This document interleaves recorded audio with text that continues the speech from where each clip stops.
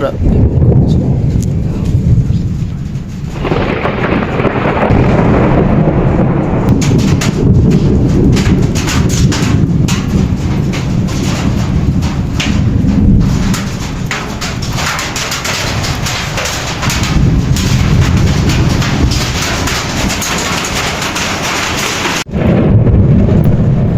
আলাইকুম।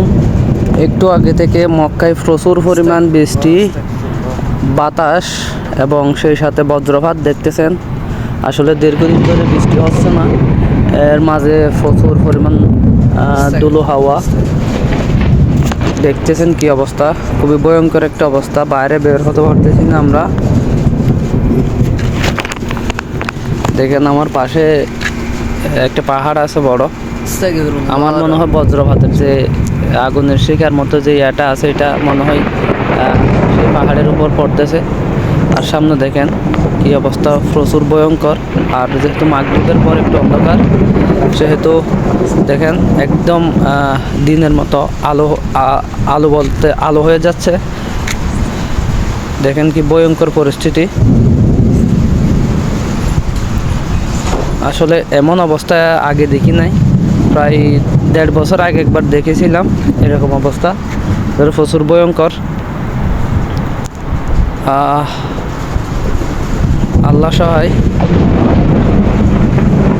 দেখেন কি পরিমাণ বাতাস, সেই সাথে বজ্রপাত। আসলে বাতাস যেরকম দ্বিগুণ বজ্রপাত। আল্লাহ সহায়।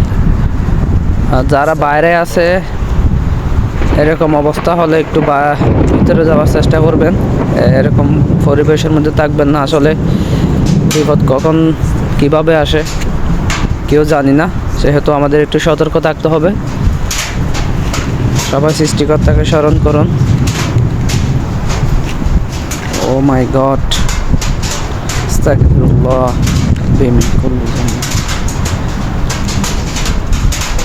কি একটা পরিবেশ দেখেন। আসলে যখন বাংলাদেশে ছিলাম তখন এরকম যখন বর্ষাকাল আসতো তখনই এরকম পরিবেশগুলো দেখতে পেতাম, কিন্তু বিদেশে আসার পর হয় না। প্রায় 2-1 বছর পর পর এরকম মাঝে মধ্যে একটা দিন দেখা হয়। বাসা থাকলে আর অন্য জায়গায় ভিতরে থাকলে তো দেখা হয় না। প্রচুর পরিমাণ বাতাস। একটু পর আমাদের বাসার সামনে একদম ওই যে সামনে যে পাহাড়টা আছে ওখান থেকে পানি নামবে এবং প্রচুর পাশ দিয়ে পানি নেমে একদম আমাদের বাসার সামনে একদম খালের মতো হয়ে যাবে।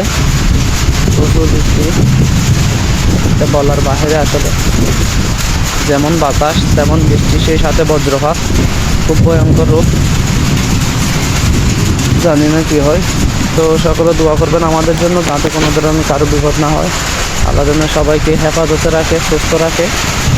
ও মাই গড, দেখেন কি অবস্থা, দিনের আলোর মতো হয়ে যাচ্ছে বজ্রপাতে।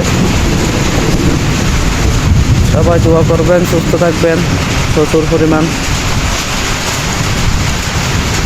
বজ্রপাত।